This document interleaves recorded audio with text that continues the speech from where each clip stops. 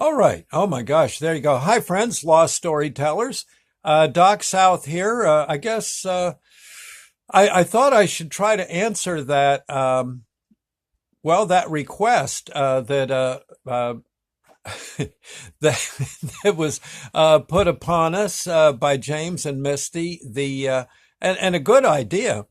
This thing about what's your what's your biggest strength? What's your biggest weakness? That kind of thing, or how do you handle a weakness and like that? And I think now that I think about it, I think I can maybe do something to it. I want to try to do this live and rather than write it all down.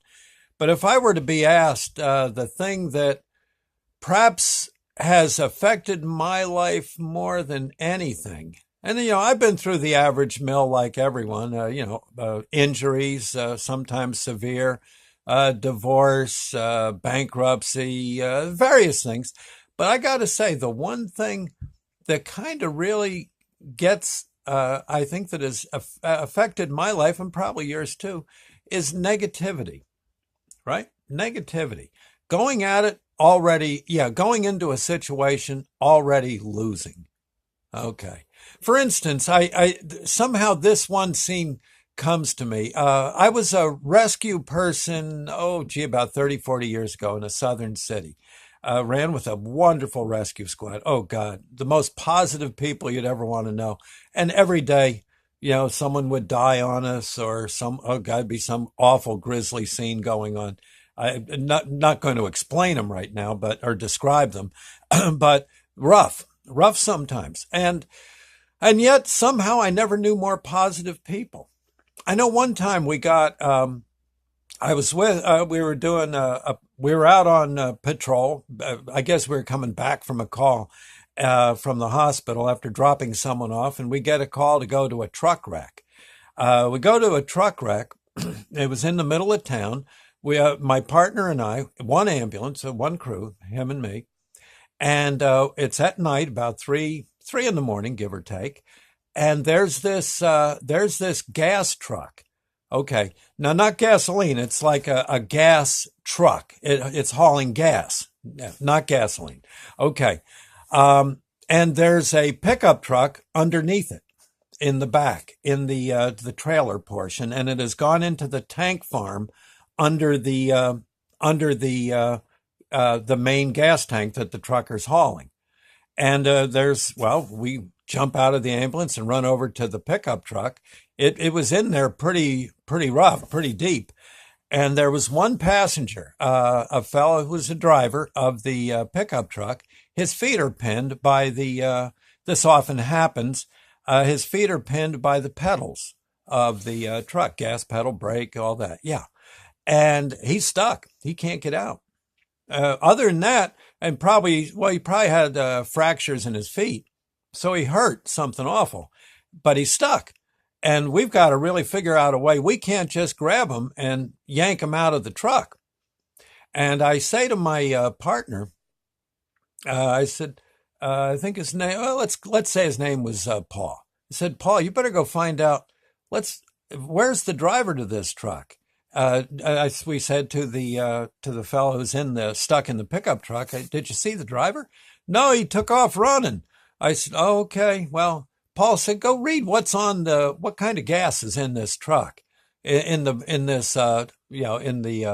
body of the tanker. He goes off. I'm taking the fella's vitals and getting his name, and we're trying to figure out what to do with the pedals, and you got to be careful. And the guy, my partner Paul, comes back and he says, oh, we're okay. He says, it's just hydrogen. I said, what? Hydrogen? He says, yeah, that's the other half of water, right? I said, Paul, one word. He says, okay, what? Hindenburg. Well, yeah, that blimp that went up, that caught fire. I said, Paul, that was full of hydrogen. What? Yeah. He said, oh my God, this truck's full of hydrogen? And I said, yeah. And oh my God, now the poor guy in the pickup truck's getting a little shook, and I don't blame him. He can't take off running And frankly, we can't either. We're honor bound to get him out of there. And, we just sort of forgot about the worrying. And I said, Paul, what we got to do is let me work on these pedals. Maybe we can get them pulled out. I think we can. And we'll get the guy out of here. But meanwhile, you keep everyone away from here and no smoking. My God, no smoking. One spark, pal. It's Hindenburg time. He's okay. Gee, I was just going to light one up. I said, no, Paul. Okay. And so, Paul's walking around and I'm yanking on the pedals and I finally get the one foot free. The other foot wasn't too bad. We got that out. I said, okay, Paul, the police are here. Tell them about the smoking. He says, yeah, okay. And let's get this guy out of here. We get the guy out onto a stretcher. We're taking him to the ambulance. Who comes walking down the road but the driver of the truck? He says, what you boys doing? I said, he said, where were you? He says, well, I've been running for help. He said, I'm glad you guys got here. I said, well, yeah. I said, what, this truck's full of hydrogen? He says, oh, no, it's empty. He says, you're fine. It's all inert gas in there now. No problem. I said, well, we thought it had hydrogen in it. He says, one way you'd know it had hydrogen in it, he said, I'd be already to the county line running. Okay. He says, but no, we're fine. It's empty. I said, oh my God. And so now there's all that worry. And I could have been real negative about it. And actually nothing was wrong in the first place, except the poor guy was hurt, but we were tending to that. It wound up his injuries were minor, a sprain, a little fracture.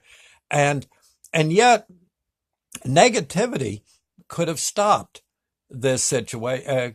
I mean, that guy could be there still, if no one wanted to go near it. Someone had to say, I'm going to look positive on this negative situation and do what I can.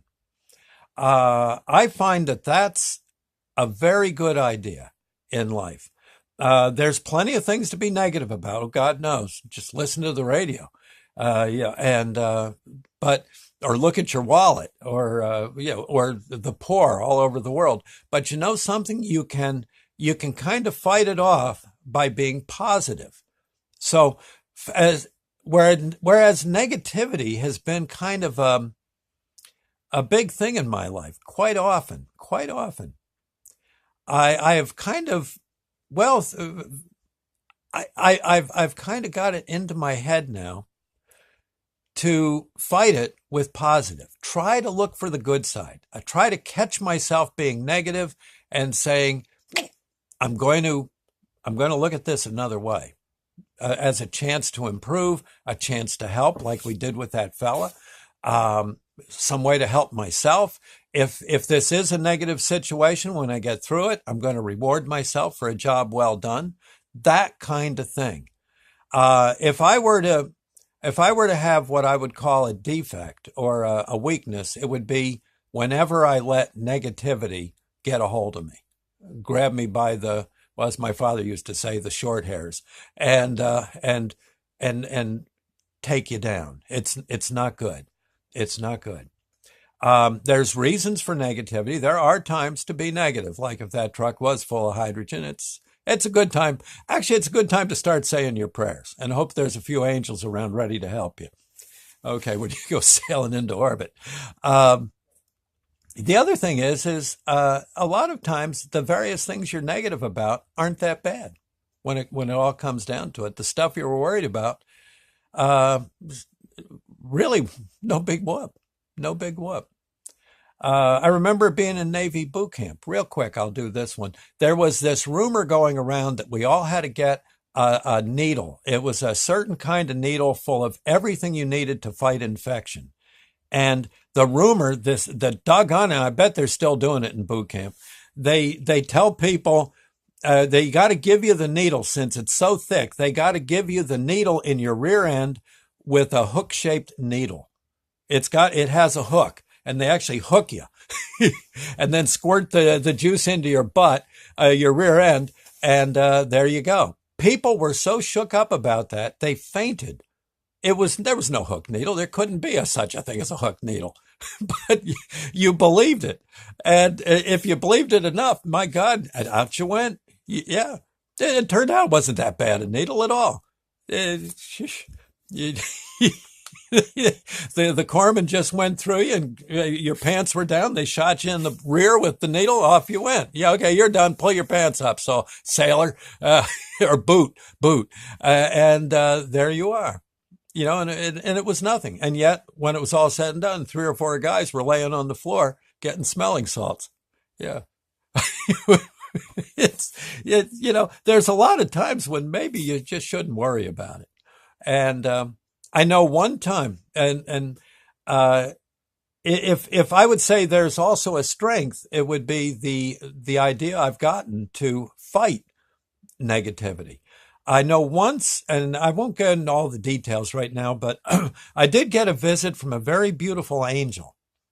And it was after a bad scene. My daughter had been in a wreck, and she should have died in the wreck. It was a bad wreck, but she only scratched her nose. It's about it. Yeah. She was upset because it made her nose look funny for a day or two. She was all bruised and stuff. But other than that, it was nothing. Yeah, the car looked like, oh my gosh, it was just awful.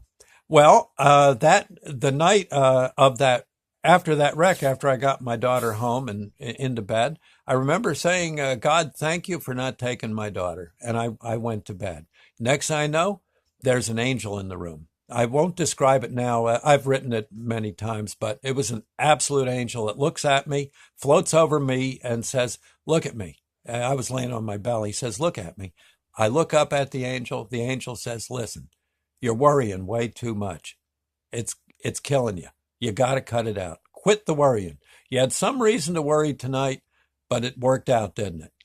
Yeah, well, everything works out. You're fine. Cut the worrying. Go to sleep. I said, are you a boot camp angel? No, just go to sleep. Come on. Everything's fine. You're doing okay. All right. But watch that worrying. Good advice from that angel. And I think a lot of us, quite often, we just push it way, way, way too far. Okay. So I guess that's the best I can say is weakness, negativity makes you very weak, makes you functionless. Positivity gets you in the ball game. You may not win. You may get, you may get clobbered, but you may as well, yeah, you don't know that till it happens. And you might just win. Okay. Anyway, that's, I guess, best I can say. Hopefully it helps. And I know life has its share of baloney. And, well, best thing to do is find some bread, a little mayonnaise, and have a nice sandwich. Best I can say. All right. I'll see you later. Thank you and God bless.